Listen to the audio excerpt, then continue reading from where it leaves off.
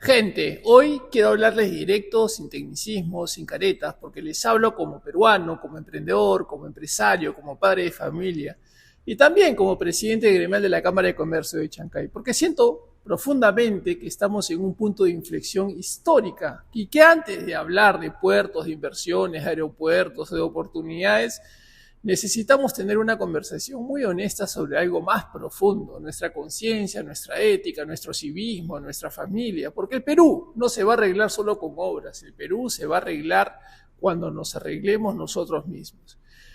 Y quiero que empecemos mirando hacia adentro. Podemos tener paisajes maravillosos, una gastronomía única, una historia milenaria, podemos tener minería, agroexportación, pesca, turismo, tecnología y ahora un megapuerto que está reconfigurando el mapa del Pacífico. Pero mientras no cultivemos civismo, mientras que no eduquemos en ética desde casa, mientras que no fortalezcamos la familia como primera escuela de valores, vamos a seguir chocando contra los mismos muros de siempre. La corrupción, la inseguridad, la informalidad, la desunión, la falta de rumbo.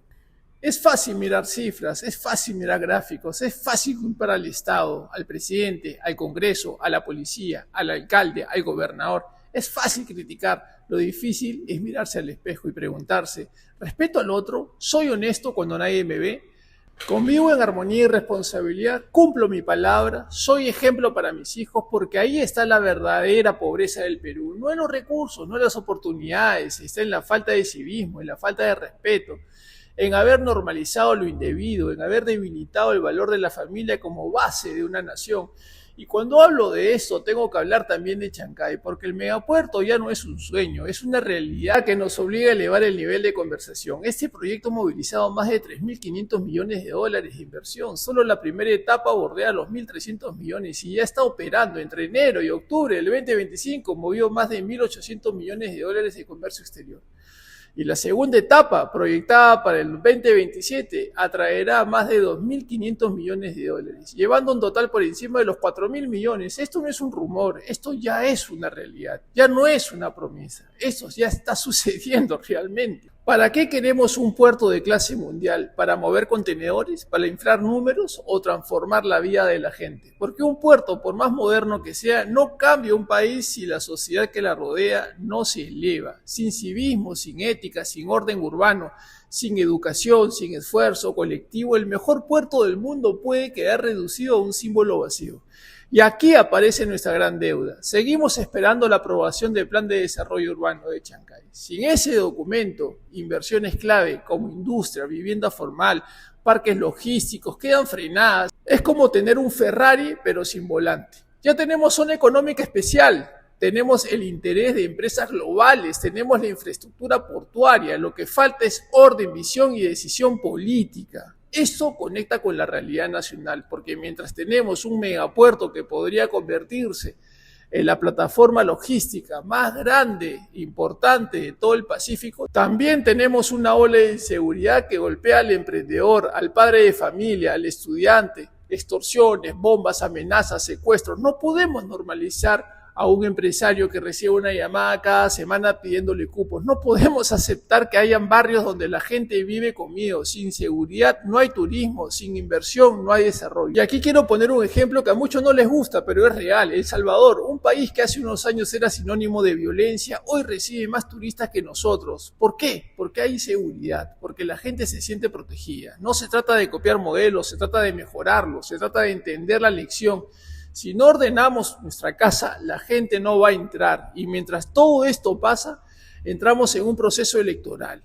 Un país dividido emocionalmente, roto, atrapado entre etiquetas que no construyen absolutamente nada. Izquierda, derecha, caviar, facho, pro o anti. Estamos destruyéndonos entre nosotros los peruanos. Mientras dejamos pasar oportunidades gigantescas, no estamos entendiendo que la elección que viene no es entre candidatos, es entre nosotros. Pero también hay algo que no podemos seguir ignorando, la inestabilidad política absurda en la que hemos vivido. Somos uno de los pocos países del mundo que ha tenido 7 presidentes en 10 años. 7. Y de verdad creemos que un país puede avanzar si cambia de conducción cada 18 meses. Las oportunidades siguen escapándose, las regiones siguen esperando. La política peruana se ha convertido en un verdadero ring donde nadie construye, todos atacan, pero un país no se levanta destruyendo. Un país se levanta con visión. Y hablando de visión, hay un tema crítico que hemos preferido mirar de lejos, la minería informal y los famosos reinfo, un fenómeno que se nos ha ido de las manos. El Perú produce oro como potencia mundial, pero una gran parte de esa producción es informal.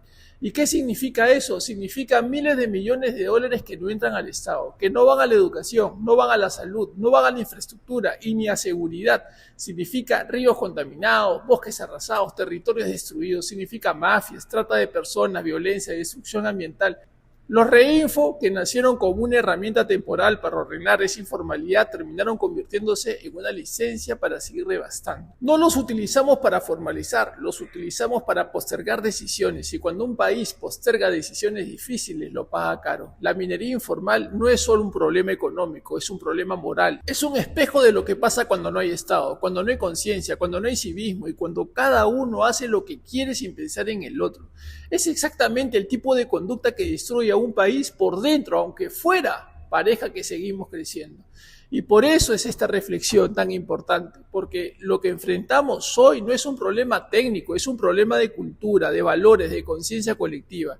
Hemos normalizado la inestabilidad, hemos tolerado la informalidad, hemos permitido que la desunión se convierta en identidad y el precio es altísimo. Territorios perdidos, recursos perdidos, años perdidos. Por eso lo digo así de claro, así como hemos repetido errores durante años, también podemos repetir aciertos si decidimos elevar la conciencia de nuestro país. Porque si algo demuestra el Perú una y otra vez es que cuando nos unimos logramos cosas extraordinarias. La gastronomía lo demostró, el turismo lo demostró, Chancay lo está demostrando hoy. El problema no es capacidad, el problema es dirección. Esa dirección no va a venir solo de un presidente, ni de un congreso, ni de un grupo de expertos. Esa dirección empieza cuando cada ciudadano decide elevar su nivel de conciencia, recuperar el civismo, reconstruir la confianza, comprometerse con el país que quiere dejar. Porque un país estable no se construye con estabilidad política solamente, se construye con estabilidad emocional, ética y social. Y por eso justo es que quiero traer a estas tres figuras tan distintas, pero tan útiles para entender al Perú de hoy. Enrique Corbera, experto en neurociencias, Donald Trump, un crack como empresario, político, y Cristiano Ronaldo. Tres mundos completamente diferentes, tres estilos radicalmente opuestos, pero tres lecciones que si aplicamos como país literalmente nos transformarían. Porque mira, Corbera habla de la conciencia y dice, todo lo que no observas con honestidad lo repites. Y el Perú es la prueba viviente de eso. No observamos nuestra falta de civismo, repetimos el desorden. No observamos nuestra tendencia a culpar al otro, repetimos la inestabilidad. No observamos nuestra falta de responsabilidad colectiva, repetimos la corrupción. No observamos nuestra cultura del vivazo, del astuto. Si no repetimos la informalidad, no observamos nuestra propia sombra y repetimos la violencia, inseguridad y desunión. Corbera te obliga a decir, ¿qué parte de lo que critico afuera está dentro de mí? Y esa pregunta es la que nunca se hace en la política peruana. Luego está Donald Trump, el rey de la narrativa. Te puede gustar o no, puedes estar de acuerdo o no, pero no puedes negar su poder. Él entendió algo que el Perú nunca entendió. Quien controla la historia, controla la atención. Quien controla la atención, controla la acción. Quien controla la acción, gobierna. Trump ganó porque contó una historia simple, fuerte, emocional. Una historia que la gente podía repetir, una historia que daba identidad. ¿Y cuál es la historia del Perú? Ninguna, o peor, tenemos una historia distinta cada 5 años. No tenemos relato de nación, no tenemos un Perú primero, no tenemos identidad política, ni emocional, ni colectiva. Somos un país que cambia de guión cada vez que cambia de gobierno, por eso nunca avanzamos. No hay una marca país trabajada. Y eso se conecta directamente con lo que vivimos. Etiquetas que rompen más de lo que unen. ¿Cómo vamos a construir un país si ni siquiera podemos construir un relato común? Ahí está la lección de Trump. Si no creas tu propia narrativa, alguien más la va a crear por ti. Y normalmente esa narrativa es de miedo, caos y división. Y finalmente está lo que predica Cristiano Ronaldo. La lección que el Perú más necesita es la disciplina, no el talento, disciplina, enormes referentes que inspiren, motiven. Cristiano no solo es un jugador talentoso, es sin duda el más disciplinado, el que entrena cuando no tiene ganas, el que exige cuando ya ganó todo, el que se cuida cuando nadie lo está mirando, el que convierte lo normal en extraordinario. ¿Y qué le falta a nuestro país? Esos líderes, disciplina, disciplina para respetar la ley, disciplina para planificar, disciplina para ejecutar, disciplina para pensar. Disciplina para cumplir, disciplina para educar, disciplina para convivir. Un país que no tiene disciplina no tiene progreso. Un país que no tiene civismo no tiene futuro. Un país que no tiene conciencia no tiene identidad. Por eso, para mí, esas tres figuras se complementan entre sí. Corbera nos enseña a mirarnos, Trump nos enseña a contarnos, Cristiano nos enseña a disciplinarnos, conciencia narrativa y disciplina. Esa es la trilogía que transforman a personas, familias y países. Y acá quiero que miremos lo que estamos viviendo. Un país con un megapuerto que podría ser la puerta del Pacífico, pero con una política rota y emocionalmente infantil.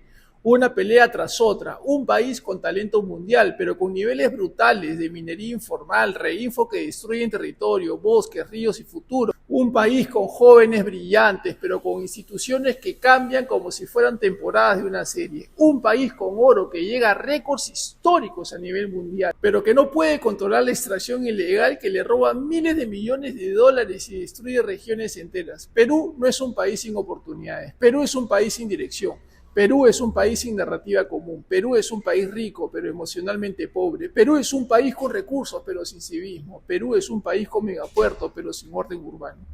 Perú es un país con talento, pero sin disciplina social. Y ahí está la verdadera lección. No son los políticos los que nos tienen atrapados, es la conciencia colectiva, es la falta de civismo, es la falta de disciplina, es la falta de narrativa. Por eso digo y lo digo con firmeza, que el Perú no solo va a empezar a transformarse el día que la mayoría de peruanos decide elevar el nivel de conciencia, exigir orden, vivir con valores, practicar disciplina y construir un relato compartido. Ese día, te lo digo desde el alma, Chancay no será un solo puerto, será un símbolo de lo que el Perú puede llegar a ser. Y ese día la minería informal dejará de ser una llaga y se convertirá en una industria formal, ordenada y responsable. Ese día el reinfo dejará de ser una excusa para postergar decisiones y se convertirá en un recurso de lo que nosotros podemos superar. Ese día la política dejará de ser un ring emocional y se convertirá en un espacio con visión. Ese día la familia volverá a ser el centro. Ese día la narrativa del Perú dejará de ser crisis y se convertirá en progreso. Porque el país que queremos no empieza en Palacio, empieza en tu conciencia, empieza en tu casa, en tu disciplina, en tu civismo, en tu ejemplo. Todo lo demás es consecuencia. Así que empieza hoy a transformarte y a construir un Perú que todos los queremos. Gracias por compartir ese espacio conmigo y sígueme, porque aquí vamos por más.